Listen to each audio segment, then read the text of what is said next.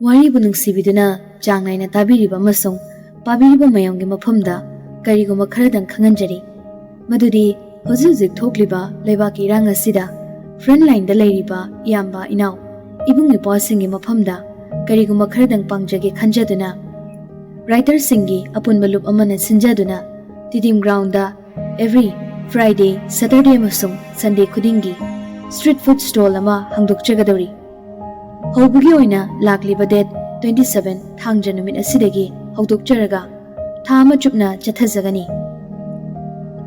masidagi lakpa income aduna frontline da leiriba athauba singi awat-apa kharadang oirabasu menabada sizinajagani maram asina wari bu thawayongna tabiriba amasung pabiriba mipum khudingmakna ngak-ngakdang oirabasu lengthokpiraktuna donation drive asida saruk yabiyu amadi Chamai da tariba wahi singi marumda leiriba writer singasu sakhang maikhangnabagi tanja du sulobiyu